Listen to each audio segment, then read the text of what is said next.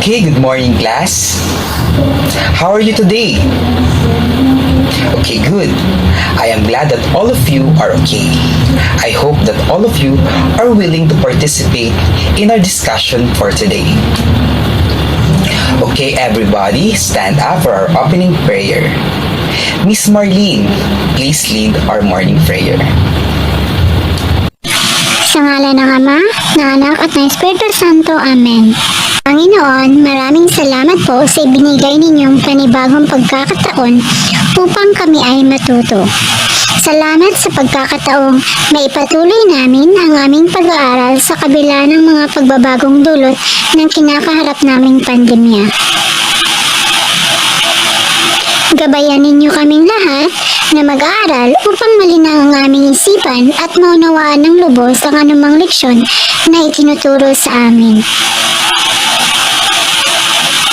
Gabayan din naman ninyo ang aming mga guro na patuloy at walang sawang nagbibigay inspirasyon at gumagabay sa amin sa kabila ng kinakaharap naming pagsubok. Sa iyo ang kaluwalhatian at aming pagsamba, Panginoon naming Diyos, sa pangalan ng iyong anak na aming tagapagligtas. Amen. Thank you so much, Miss Marlene. Good morning, everyone. Okay, before you sit, please pick up some trash and paper and please arrange your chair. Okay, very good. You may now take your seats. So, I'm going to check your attendance first. Please raise your right hand and say present. Angela? Present. Diana? Present. Marlene? Present, sir. Jarek? Present, sir. Kimberly? Present, sir. Okay, congratulations everyone. No one is absent for today. Before we proceed to our main discussion, let's review first our past lesson. So, who can tell me what is our lesson yesterday? Yes, Grace. Very good. Exactly. Yesterday, we discussed about the environmental hazard. And what are those 5 environmental hazards? Yes, Diane. Very good. Those are physical, chemical, mechanical, biological, and psychological environmental hazard. Very nice. All of you are really listening to our discussion yesterday. So, are you ready to listen to our main topic for today? Okay, very good. So, I have here our energizer. Our first activity for today is called Solve the Puzzle Word. This is our game mechanics. You will have to guess and solve the jumbled words. Please raise your right hand and please don't answer with cars. Are we all clear? Okay, very good. So let's start our activity. So the first word is, who wants to answer? Yes, Jarek. Very good, it is personal. How about the second one? Okay, Miss Marlena. Very good, it is protective. How about the third one? Yes, Diana. Very good, it is workplace. How about the fourth one? Yes, Jenny Rose. Very good, it is hazard. How about the fifth one? Very good. It is where. Okay, very good. Let's give a hand for those students who got the correct answer. So, those words or group of words are all connected to our main lesson. And our main topic for today is all about personal protective equipment. So let's know first our objectives. At the end of this lesson, learners are expected to identify the different types of personal protective equipment, or what we call the PPE, and its uses. Appreciate the importance of personal protective equipment and draw the different types of personal protective equipment. So what is personal protective equipment? It It is commonly referred as PPE. It is an equipment form to minimize exposure to hazard that cause serious workplace injuries and illnesses. All personal protective equipment should be safely designed and constructed and should be maintained in a clean and reliable fashion. It should be fit comfortably, encouraging worker use because if the personal protective equipment does not fit properly, it can make the difference between being safe covered or dangerously exposed. Personal protective equipment is not help protect farmers and gardeners but also improve productivity and profits. Do you have any question about personal protective equipment? Are we all clear? Okay, very good. So let's move on to different types of personal protective equipment used in crop production. Number one is what we call the hard hat.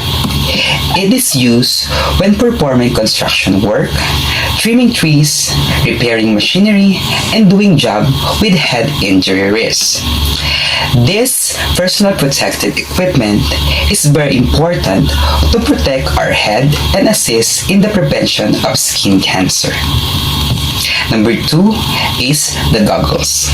It is used when applying pesticides, fertilizer, working in a shop, or heavy dust condition. This equipment is very important to protect our vision with appropriate safety eyewear.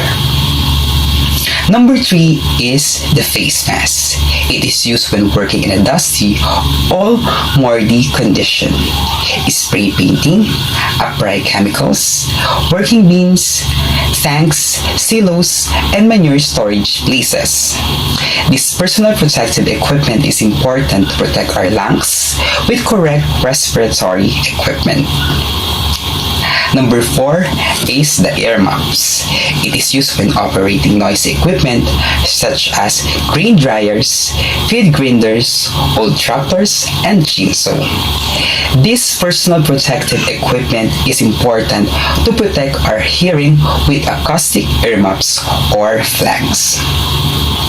Number five is the boots or what we call the foot guards. It is used to prevent injuries by protecting farmers and gardeners such as falling or rolling objects, sharp objects, wet and slippery. This personal protective equipment is important for food protection and be used whenever it's necessary by reason of hazard of process or environment which could cause food injury. And the last one is the gloves.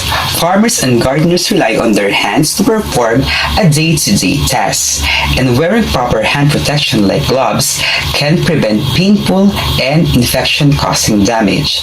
This personal protective equipment is important for our hand protection and forearms of the farmers and gardeners from cuts, abbreviations, burns, puncture wounds, insect bites, skin contact with hazardous chemicals.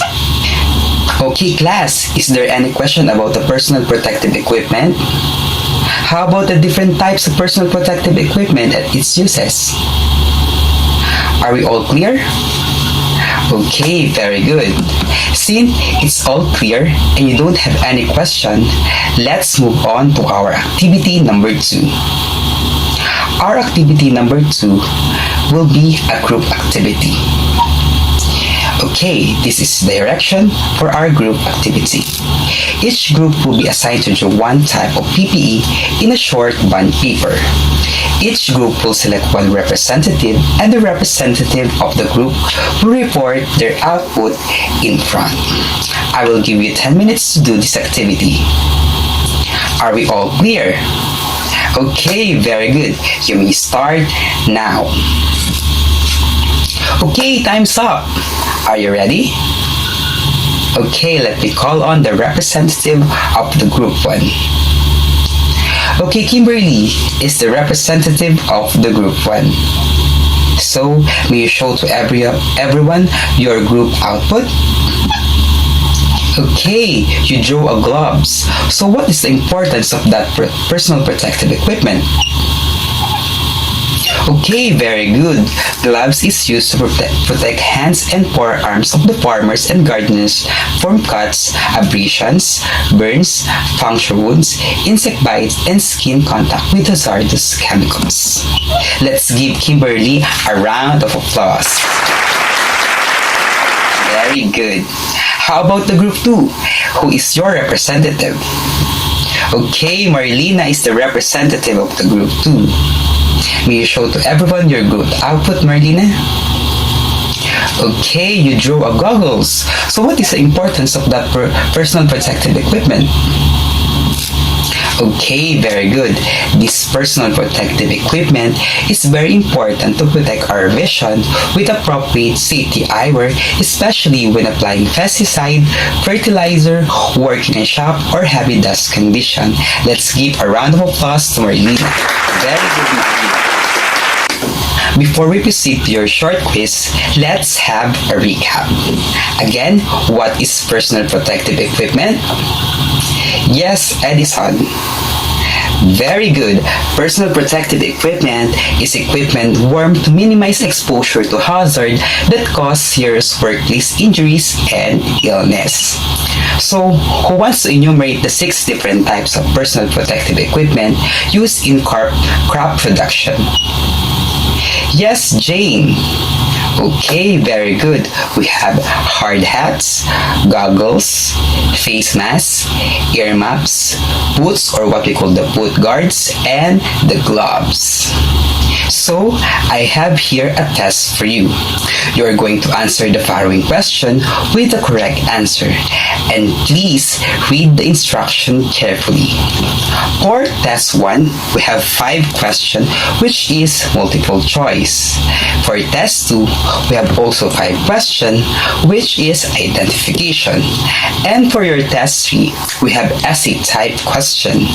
I will also provide a rubric for essay type question and it's equivalent to 10 points. Are you ready? Okay, I will give you 5 minutes to answer your test paper. You may start answering now.